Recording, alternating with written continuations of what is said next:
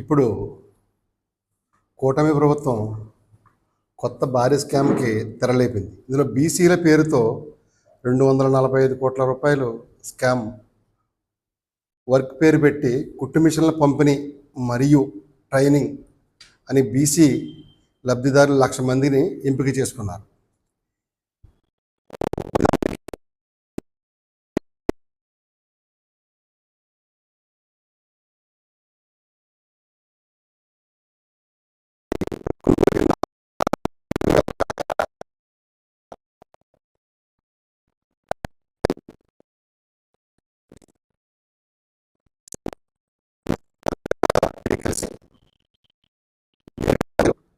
ఖర్చు అవుతుంది.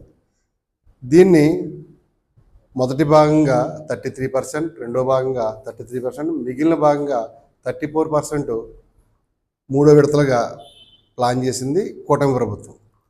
అయితే ఏదైతే ఇందులో టెండర్ కాస్ట్ 230 కోట్లు కాగా టోటల్గా 1,00,000 మంది లబ్ధిదారులకి అయ్యే ఖర్చు 73 కోట్ల రూపాయలు మాత్రమే. ఇందులో 167 కోట్లు ఎవరికి ఆదాయం, ఎవరి ఖాతాలోకి వెళ్తున్నాయి. వీటిని ఇప్పుడున్న కూటమి ప్రభుత్వం వారు తక్షణమే వెరిఫై చేసి ప్రజలకి తెలియపరచాలి. ఎందుకంటే ప్రజల సొమ్ము ఎవరైనా దుర్వినియోగం చేస్తే ప్రతి పౌరుడికి ప్రశ్నించే హక్కు ఉంది. ఏ ప్రభుత్వం అయినా ప్రజల సొమ్ము దుర్వినియోగం చేసినప్పుడు ఈ వైఎస్ఆర్సీపీ పార్టీ నుంచి పాలకొల్లు నియోజకవర్గం పాలకొల్లు కోఆర్డినేటర్గా నేను దీన్ని ప్రశ్నిస్తున్నా. ఇక్కడ ట్రైనింగ్ స్టార్ట్ అయిన 33 రోజుల నుంచి 30 రోజులకి 33% ట్రైనింగ్, అలాగే 50 రోజులకి 34% పేమెంట్ అని చెప్పారు.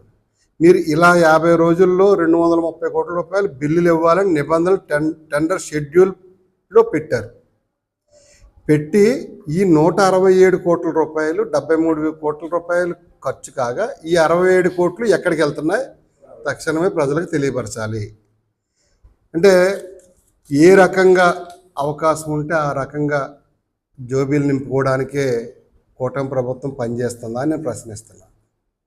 ఇక్కడ గమనించాలి, గౌరవ చంద్రబాబు నాయుడు గారు స్కామ్లకే ఒక అడ్డాగా మారకూడదని చెప్పేసి ప్రభుత్వం ప్రజల కోసమే పనిచేయాలని చెప్పేసి మేము ప్రశ్నిస్తున్నాం. అలాగే జరిగిన ఆల్రెడీ మొన్న వర్షాల కారణంగా రైతులకు ఇబ్బంది